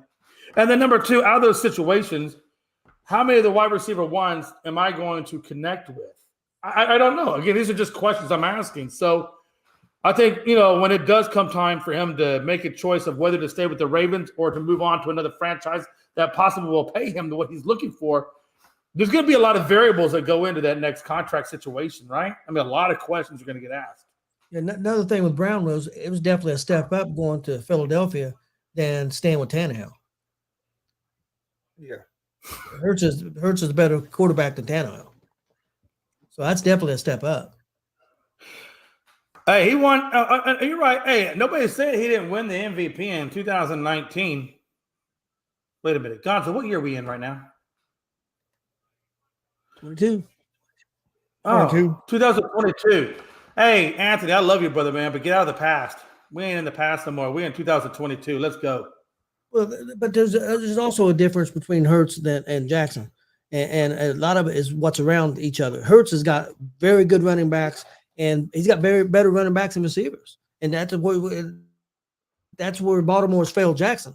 You don't have the talent around him. And some let me ask what you you this, said, though. But by same measure, if you look at a guy like Lamar and you're a running back and you're built on yardage, and you got a guy who basically is a running back one with a QB2 mentality, is that really what you want to run behind? I see what you're saying, but the way that game was last night, Hurts was that. He was the running back one last night. Oh, I'm not saying Sanders. that. We can say the same thing about Buffalo for the crying out loud. When your quarterback is your top leader and your running back leader. I mean, look, I'm not saying they're not out there, but what I'm saying is if you're a running back, I would want to play behind a guy like Allen because I know he's QB1 before he's RB1. I'm going to go to play with Hurts because I know 9 times out of 10, Hurts is going to give the ball to the quarterback or he's going to let me run it. Hurts is not primary duty, is not running. I don't think Hurts thinks 100% running back one, QB2 mentality. Otherwise, I think Sanders would have not had the yardage he has. I don't think Jackson does either. I just don't think Jackson has the people around him right now. Yeah. Well, before we go, what do you think about tonight's Monday night game? Colts Steelers. I'm taking Colts in this one. I just think that I like the Steelers, and they did get T.J. Watt back, but they also lost Minka Fitzpatrick, which is a huge part of that defense as well. So because of those reasons, I think Ryan can go in there. I think he can facilitate the ball a little bit better with Pittsburgh, and I think they're going to run. At least I hope they run a heavy dose of Jamal. I'm saying Jamal Taylor. Jonathan Taylor. Why am I saying Jamal? Oh no, you called him Jamal last week too. Yeah, Man, listen. Oh, you know why? Because I keep thinking about that one running back that used to play for the Ravens. It was a big Jamal. What was his last name? Oh, Jesus. Oh, he was good. I have another running back in my mind that I get confused a lot of the Damien, time. it's not going to be a tie. Yeah. But no, I just think with the running game of you guys, I think Saturday letting the offense and the defense do what they do. I don't think Pittsburgh has the answer at the QB1 spot. I don't think Najee Harris has the answer at the running back spot. And because your QB1 and your running back are subpar, I'm going to give – and I will tell you this money line. I don't know what the money line is, but I think the Colts have got to be favored in this game. I agree with you. The Colts got to run the football because there's one Jamal matchup. Lewis, thank you. Yep. Damn it. There's I one- knew that's what I had in my mind. There's one matchup I'm worried about. It's Watts against the rookie offensive lineman, Raymond, whatever his name is. That's the matchup we're going to have. And Yeah. I am really concerned about that matchup. So we got to run the football because if we're dependent on Rahman stopping Watt and trying to pass the football 40 or 50 times, we're going to be in trouble. Yeah, Colts Yeah, are I don't 2.5. know how you have a thoroughbred sitting behind your quarterback and you're not running the shit out of him. I will say this though, since Jeff Saturday's taken over, they have handed the ball off to Taylor. Taylor's been getting some touches. Don't get it wrong. Look, I'm gonna say it again. Taylor is on Frankie's fantasy team, and so if they don't want to run him a lot, hey, that's perfectly fine with me. Let that thing fry. No, he's on my fantasy. He's on my fantasy team for my other league. I need a big night. Hey, all I know is your boy started out at number 19, 0-3, and Damien was the guy underneath me. And Frankie said, Jay, you're only one spot above Damien. And that put a fire in my belly. And I had to wave a wire like a son of a biatch. And I found a way to get to number 7, Gonzo. I'm at number 7. So I'm putting pride on my back, literally, if I can find him. I'm going all the way to the top. I'm number 5. Or at least out of the consolation bracket. Well, I was 5 going into this week, and I won this week, so I might move up a little bit. I think you might hit 4. I think I'm going up to number 6. Yeah, you're going to 4. I think Pride jumps to number 5, believe it or not, because me and him had the same record, and I think he's got about 20 basis points on me. So on scoring, so I think he'll leapfrog me there, but that's okay. I'm okay with that. I'm gonna go 3-1 in fantasy again this week. I'm gonna lose in our family league. I'm in second place, but I lost this week. Nice. Hey, by the way, if I can, no, go ahead. What you said, the Colts? What now? I was just gonna say Colts are 2.5 point favorites. Yeah, and that's what I figured. I figured they were favored in this, and again, that's why I picked to win. So, real quick though, shameless plug, but just that you know, the unscripted league next year will only be 12 members. We're not going to do 20 more. That was just an experimental, but we're going back to 12 members. So those out there, I know for Anthony Price, I know a lot of you guys play. We're only doing 12 teams next year, and top prize will be the trophy. I'm actually going to have a nice trophy made, and you're going to send it back at the end of every season after you've had it for a whole year, and then the next winner will get to have the trophy, and I'm going to put his name on. So we're going to do the Conn Smythe trophy, where everybody's going to have their names and the year they won the trophy on that thing. So it's going to be coveted. It's going to be badass. It's going to be taller. It's going to be taller at some point over the years. It will be taller than Tony Gonzalez at some point. And Gonzo, when you win it, you can have a picture with your dad standing next to it, and then you're like, "Oh my God, Jay, this thing is freaking taller than my dad." freaking badass. My son actually won a trophy in wrestling years ago. That was almost as tall as my dad. Poor Tony. Hey, poor Tony. We pick on him too much. I love that guy. He's got a heart of gold, that man. Let me tell you. But you got any final thoughts before we get out of here? No, I don't have a final thought. I just have a final question. Who won the World Series? I think it was these guys.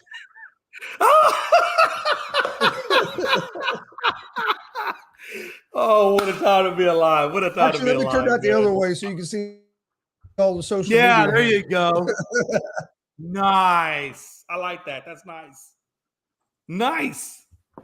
What a time to be alive, man. Damn. Damien said, what if you make a belt instead of a trophy? That's not a bad idea either. I might put that up for vote. We'll see. Hey, it'll either be a trophy or a belt, because I actually kind of do like the belt idea, because then I could probably put the whoever wins it, I can have the length of the belt, the size of the belt, have everybody's names down it. That might be kind of dope too. So I don't know. Good thought. Hey, good. I like that, Damien. We might look into something like that. So be on the lookout. My final thought is join us tonight for our live watch along in reaction to the Colts Pittsburgh. We'll be live tonight for the game. So join us for that. We'll also be live here in just a few minutes for Easy Money, a sports betting show. So join us for that. We'll give out our picks for all the games tonight, NBA, NFL, all that good stuff. Hit that subscribe button on YouTube for at Unscripted, at Gonzo Sports Room, and at the All Sports All Plays Network. Like and follow us on Facebook, Twitch, Twitter, Instagram, all that good stuff. All three of us. I know Unscripted has Twitter. Yeah, we have Unscripted has Twitter. We have TikTok. Twitter, TikTok, YouTube, and Facebook. And it's all under Unscripted. Gonzo Sports Room, YouTube, Facebook, Twitch, Twitter, Instagram. Only thing I don't have yet is TikTok. I'm probably going to get in that here real soon. It's just that's a lot of social media networks for one person to try to run to try to keep. Yeah, absolutely. It happens like that. Oh, by the way, if you go to Unscripted and you go to YouTube, I have found that when you go to YouTube, put Unscripted followed by the date. Because for some reason, Unscripted or YouTube only pulls it up by the date, which is fine too, because then you get the most accurate, whatever one you're looking for. So Unscripted followed by the date, and it will pop up. Yeah, yeah. All right, you got anything else, Jay? No, man. Hey, again, man, pleasure talking to you and your pops. And go Colts, man. Damn it, let's get a win tonight, Colts. Let's make Gonzo happy tonight. And like I said, if you ain't doing nothing, you're more than welcome to jump I'm gonna hop on. Don't worry. Be a little troll that I am. Hop on. Not like I got a life. It's not like I got a life. I mean, I don't know. Whatever. I get Blue on there, but the damn dog don't sleep. But he only wakes up every 5-10 hours from now. So I don't know, man. I think our dogs my dog and my dad's dog went somewhere and was fighting. Who knows? Them two will lay around and sleep all day. And then I get on a show, and they want to go at it. Oh, absolutely. Hey, look, that's how yappers are. I'm sorry, I call Chihuahuas yappers, but I got my mama Chihuahua. They're great yappers. Okay, hey, look, if you want a great security animal that's better than ADT, you see what I'm saying? They're yappers, or as my wife calls them, they're ankle biters, or as Blue calls them, lunch. we got to get you back on for WWE watch along sometime. Absolutely, and I promise to learn something this time to contribute. Hey, there was a great one. We didn't do a watch along because my grandson came over, but there was a great one Saturday night, man. It was awesome. Get him. Look at that damn dog, man. Blue, come here, Blue. This is Scrappy. Come here, Papa. Hey, we got filet mignon. Jay, this is Scrappy. He looks like Scrappy. Hey, no. Hey, you know what that reminds me of? Hey, you ever seen Ren and Stimpy? Stimpy. This is Pablo here. Oh. They say dogs look like their owners. I don't know. Yeah, these But, two. and again, hey, listen, man, I love everybody, and I'm the very least stereotypical person in this world. But I'm also a Virgo, and if you know anything about Virgos are very, very observant. And not only am I a Virgo, but I have a memory that has no filter. With that being said, I find it interesting that two beautiful, amazing Hispanic males hold up the national dog of Mexico.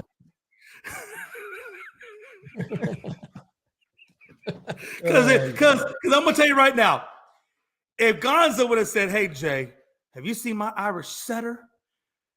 And if Tony would have said, hey, Jay, you see my Britain Spaniel?